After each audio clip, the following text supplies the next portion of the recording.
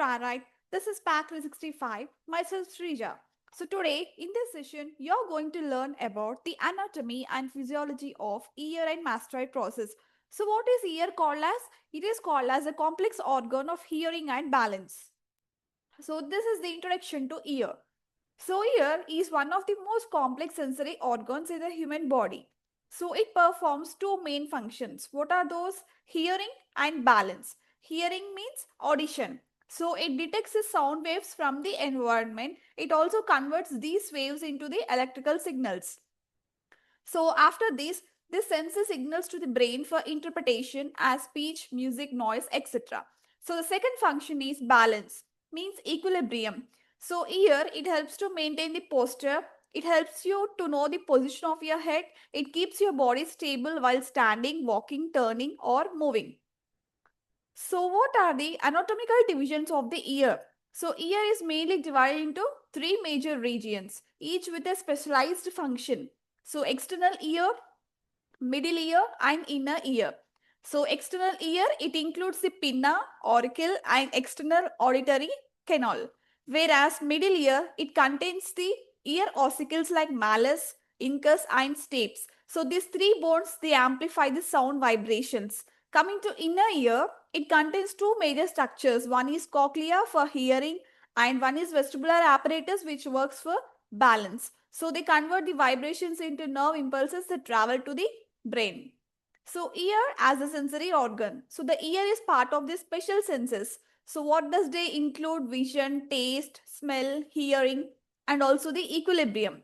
So it consists of two major functions, two major functional systems actually.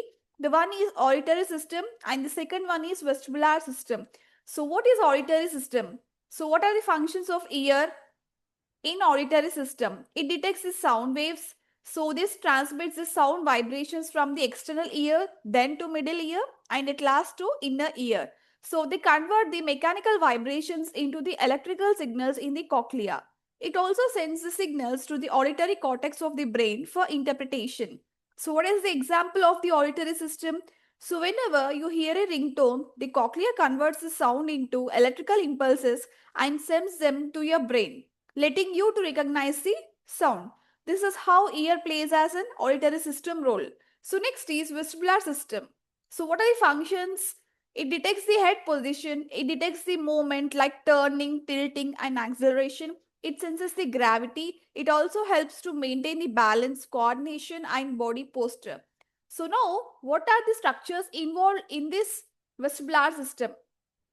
Like semicircular canals, so which detect the rotational movements, like example shaking head as no, and also utricle and saccule. So these are the structures which detect the linear movements and also the gravity, for example like leaning forward and riding in a car.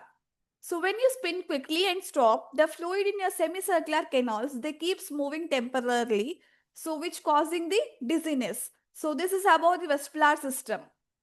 Now, nerve connection, vestibulocochlear nerve, that is eighth cranial nerve. So this eighth cranial nerve, vestibulocochlear nerve, it helps in both hearing and balancing. So the signals travel to the brain through cranial nerve, eighth cranial nerve. So it has two branches. So what does it has? Cochlear nerve, which carries the hearing information, and vestibular nerve, which carries the balance information. So this nerve, it ensures the brain which receives the accurate updates about the what you are hearing. So how your body is positioned. So this is how ear has a nerve connection with the eighth cranial nerve.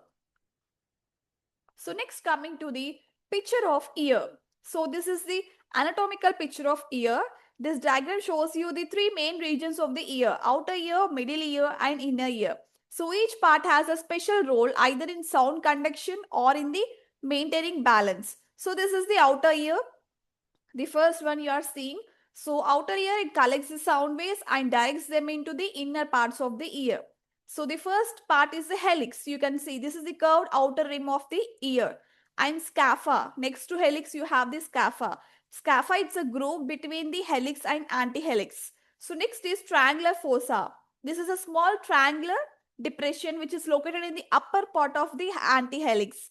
So next is antihelix. It's an inner curve which parallel to the helix. So this antihelix, it provides structure to the ear. And then concha, it's a bowl-shaped depression leading directly into the ear canal. This is the ear canal, right? So concha, it directly leads to the ear canal. And then is auricular lobule, which is also called as the earlobe. So earlobe, it is a soft, fleshy lower part of the ear. So it does not contain any cartilage within it. So the next is external aqueous meatus, so which is also called as ear canal. So ear canal, it is a 2.5 centimeter canal which is leading to the eardrum.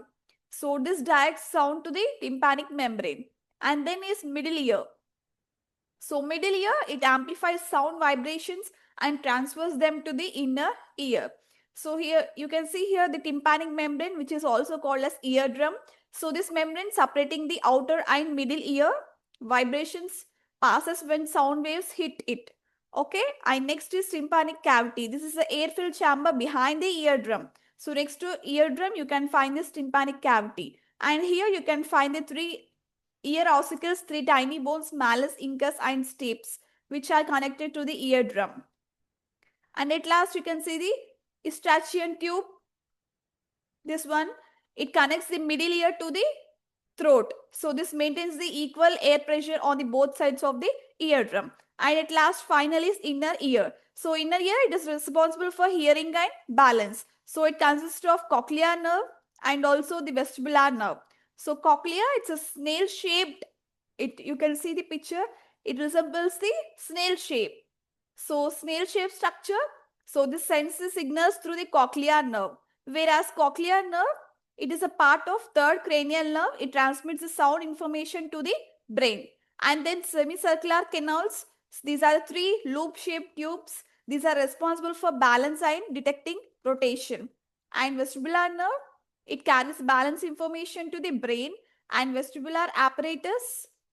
This includes the semicircular canals, utricle, and also the saccule. They helps to maintain the posture and equilibrium.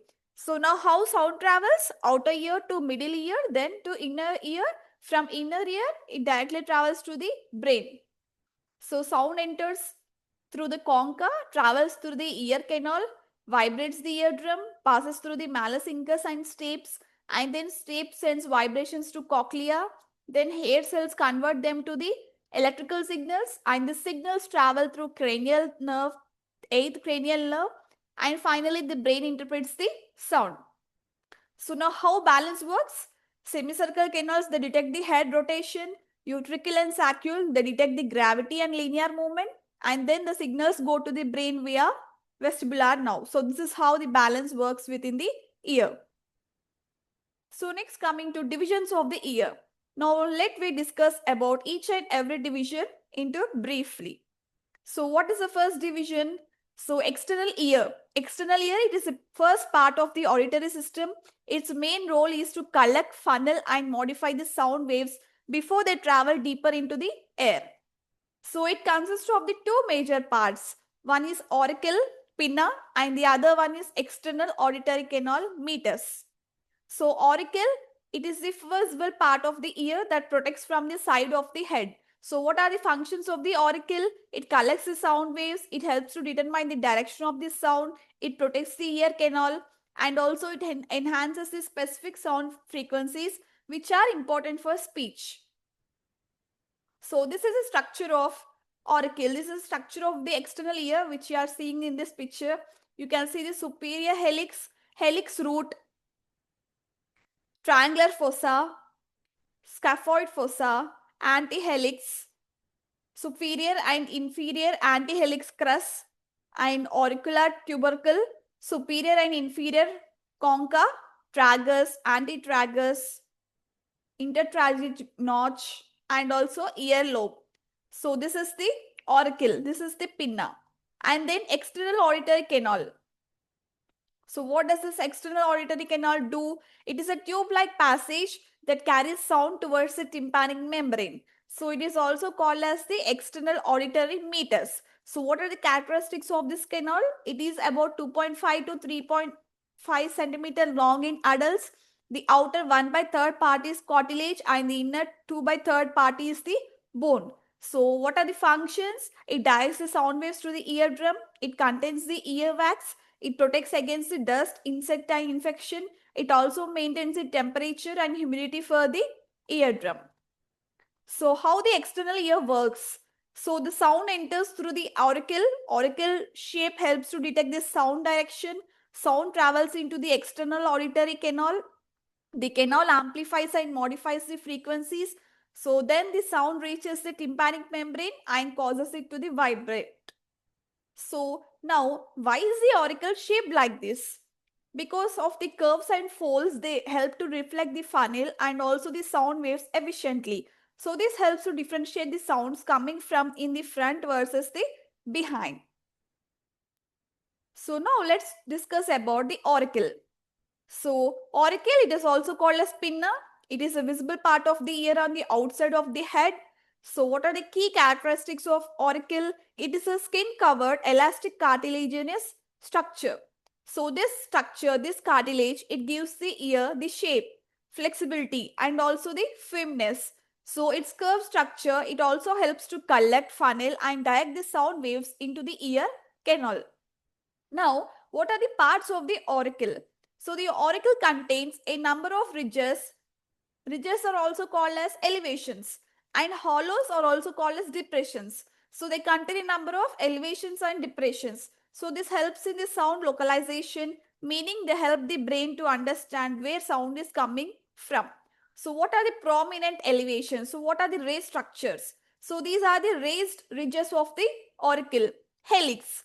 I have shown all these elevations and depressions in the earlier picture. Here in this you can see these pictures, these elevations and also the depressions over here. And helix it is the outermost cover rim of the ear. So it begins near the scalp and it covers downward. Whereas antihelix, it is the inner cover ridge parallel to the helix. So it splits into two lips, that is superior and inferior crus. So what is the crus of helix? This is a part of the helix that sweeps into the ear and also forms the upper rim of the concha. So next is tragus. Tragus, it's a small flap in the front of the ear canal. So this helps to reduce the wind noise. And antitragus, it's a small projection opposite to the tragus above the ear lobe. So these are the concave or low areas that help in directing the sound efficiency. So coming to depressions, depression concha. Concha, it's a bowl-shaped depression which is leading to the ear canal. So this concha, again, it is divided into Cymba concave, which is the upper concave, cavum concave, which is a lower concave. So this lower concha, it is directly in the front of the ear canal.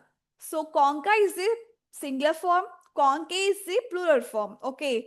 So it is a lower concave which is directly in the front of the ear canal. So next is scapha. Scapha, it's a narrow groove between helix and antihelix. So triangular fossa, it is between two limbs, that is crura of the antihelix, and intertragic notch. Intertragic notch, it's a U-shaped depression between the tragus and antitragus. And then lobule, it is also called as earlobe. So earlobe, it's a soft fleshy lower air of the lower part of the ear. So this lobule, it contains fat, connective tissue and also the blood vessels. So no cartilage, it leads to, therefore, because of absence of cartilage in the lobule, it is soft and flexible. So these are the parts of the auricle. So you have learnt about the elevations and also the depressions of auricle. So next, about cartilage of the auricle. So what is the cartilage of the auricle? Elastic cartilage. So the auricle is mostly made up of the elastic cartilage except the lobule. So this cartilage, what it does do? It gives the ear springy flexibility. It maintains the shape. It allows bending without breaking. So why elastic cartilage? Why only elastic cartilage? Because this elastic cartilage, it can bend and return to the original shape. So this prevents the injury when the ear is pressed, pulled or impacted. So what are the functional significance of auricle structures? So why these are important? Because they help in sound collection, Nothing but the ridges and depressions, they help to trap the sound waves and direct them into the ear canal. And then in the directional hearing, so the unique folds help differentiate sounds from the front versus back and sounds from above versus below. And also it has a functional significance in protection. So the tragus and concha structures, they protect the entrance to the ear canal. So this is about the functional significance of parts of the auricle. So next coming to lobule. So the ear lobule, it contains the fibrofatty tissue. So there is no cartilage is present in the lobule, right? So because of this lobule is soft and flexible. So it is commonly used for the earrings. So next is auricular cartilage. So we have discussed about elastic cartilage, now auricular cartilage. So the rest of the auricle except the lobule is made up of elastic cartilage. So this cartilage is continuous with the external auditory canal cartilage, meaning both structures form one continuous cartilaginous framework. So this helps to maintain the shape of the ear and also the canal. So these are the cartilages of the auricle. So then ligaments of the auricle. So there are two main types of ligaments of the auricle, extrinsic and intrinsic. So extrinsic ligament, these ligaments connect the auricle to the skull. So they help to anchor the ear in the place. So there are three groups of extrinsic ligaments within the skull: superior auricular ligament, anterior auricular ligament, and also posterior auricular ligament. So what is the function of these ligaments? They maintain the position of the auricle. So next coming to intrinsic ligaments. So these ligaments, they connect to different parts of the auricular cartilage to each other. So they are located within the auricle. They also keep the folds of the ear. So folds of the ear means it may be a helix, antihelix, concave, etc. in their shape. So what is the main function of intrinsic ligament? To maintain the internal structure and shape of the auricle. Now the function of extrinsic ligament is to maintain the position of the auricle, whereas intrinsic ligament is to maintain the internal structure and shape of the auricle. So next is muscles of the auricle. So humans have small ear muscles, mostly vestigial, that is remaining from evolution, but with little function now. So these are divided into two categories again, extrinsic muscles and intrinsic muscles. So extrinsic muscles, so these muscles, they attach the auricle to the skull. So they includes the auricularis anterior, auricularis superior, auricularis posterior. So what is the main function of extrinsic muscle? They move the auricle slightly, that is very limited in humans. So in some animals, these muscles move ears towards the sounds which are important for the survival. So these muscles, they are shown in different colors around the ear. So you can see the picture over here. You can find the auricularis anterior muscle, superior muscle and posterior muscle. So these are present around the ear. So next is intrinsic muscles. So intrinsic muscles, these are located within the auricle itself. So they connect the various parts of the ear cartilage. So what is the main function of these intrinsic muscles? So they alter the shape of the auricle and they are very minimal function in humans. So in some mammals, these muscles, they helps to change the ear direction and also they capture the sound better. So this is how muscles works of within the auricle structure. So next is blood supply. So how the blood is supplied to auricle. So the auricle receives blood mainly from branches of the external carotid artery. So what are the external carotid arteries? Superior temporal artery, posterior auricular artery and both the branches of external carotid artery. So superior temporal artery, it supplies the anterior surface of the auricle. So this artery runs upward in the front of the ear. Whereas this posterior auricular artery, it supplies the posterior part of the auricle. This is located behind the ear. So this is also important in the surgical procedures and healing after the ear injuries. So now why are these structures important in clinical practice? Because auricular hematoma, they often occurs wherever the cartilage and perichondrium are tightly attached.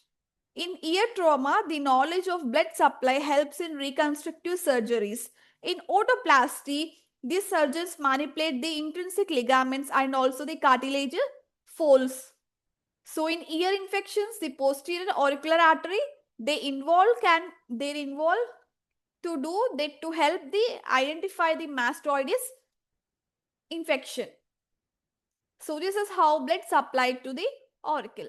So next is venous drainage. So drainage, they generally follows the path of the arteries, which is a common rule in the anatomy. So what are the main veins which are involved in the venous drainage? So superficial temporal veins and posterior auricular veins. So superficial temporal vein, this drain the anterior part of the auricle.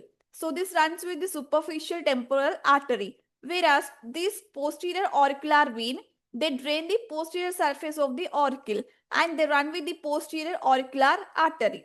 So what is the clinical relevance? The infections are inflammation of the external ear. They can spread along all these veins. So posterior auricular vein is important in diagnosing the mastoides or the parotid disease. It may become engorged. So next is nerve supply of the auricle. So the auricle has a complex nerve supply from the cranial nerves as well as the cervical spinal nerves. So it is divided into sensory and motor. So sensory means to feel, to touch and pain, whereas motor means muscle movement. So now how the sensory nerve supply is done. So each region of the auricle, it receives a sensory input from the different nerves. So let's break them down as shown in this diagram.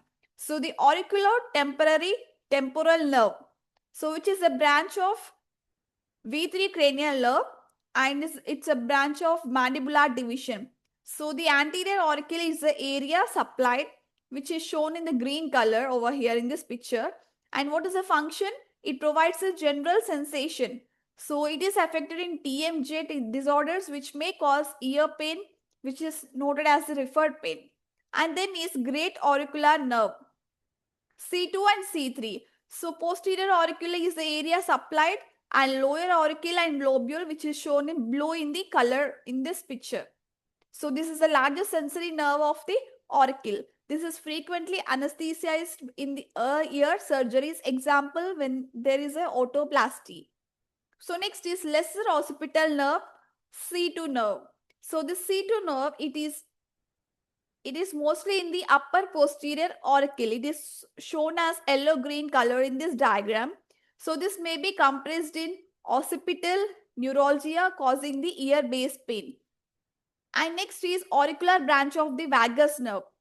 This is also called as the Arnold's nerve. So concha and external auditory canal is the area supplied. So stimulation of this nerve, it can cause the cough reflex which is also known as the Arnold's reflex. So you have to see whenever the cleaning ears or inserting the otoscope. So the last nerve is facial nerve. So facial nerve, which is seventh cranial nerve, it is also a small sensory branch nerve. So this tiny regions around the concha, which is shown in the yellow in the color, this is about the facial nerve. So this helps the herpes zoster infection affecting this nerve can lead to Ramsay-Hunt syndrome. So this is about the sensory nerve supply. So now coming to motor nerve supply, the seventh cranial facial nerve, it supplies all the auricular muscles, extrinsic and the intrinsic. So although these muscles have the minimal function in humans, so they are still innervated. So in facial nerve palsy disorder, there will be a slight drooping of ear muscles may occur. So this is important in reconstructive surgeries near the parotid gland. So this is about the sensory nerve supply and the motor nerve supply. So next is the lymphatic drainage of the auricle. So the lymphatic drainage of the auricle, it's important because ear infections, skin lesions, trauma and tumors, they often spread through these lymph nodes. So the auricle, they drains into three major groups of the lymph nodes. So what are the three major lymph nodes? Periauricular, postauricular and superficial parotid nodes. So coming to first one, the auricular lymph nodes. It is also called as the parotid or anterior auricular nodes. So where it is located? In the front of the tragus. So near the parotid gland. So the drainage area, it is the anterior part of the auricle which has especially the helix, tragus and the lateral surface of the external ear. So these periauricular lymph nodes, they are swollen in the viral infections like measles and rubella, and they're also enlarged in conjunctivitis since conjunctiva also drains here. So next lymph node is postauricular lymph node. So this is also called as the mastoid node. So this is located behind the ear over the mastoid bone. So next is the drainage area of the postauricular lymph node. It is present in the posterior part of the auricle in the upper cranial surface of the ear. So this can swell in the scalp infections, otitis externa, sebaceous cyst behind the ear. So this tenderness can indicate the mastoides disorder. So next last node is superficial parotid nodes. So these are also called as superficial and deep parotid group, which is shown in this picture. So this is embedded in the location within or around the parotid gland. So lateral ear surface, external auditory canal and the adjacent facial skin. It is the drainage area of the superficial parotid nodes. So this is important in the spread of the parotid gland tumors, cutaneous melanoma of the ear and also like ear canal infections. So these nodes is superficial. There are also some another nodes like superficial cervical nodes which are present along the external jugular vein. So this superficial cervical nodes, these are present at the lower part of the auricle, including both the lobule and also the lower helix.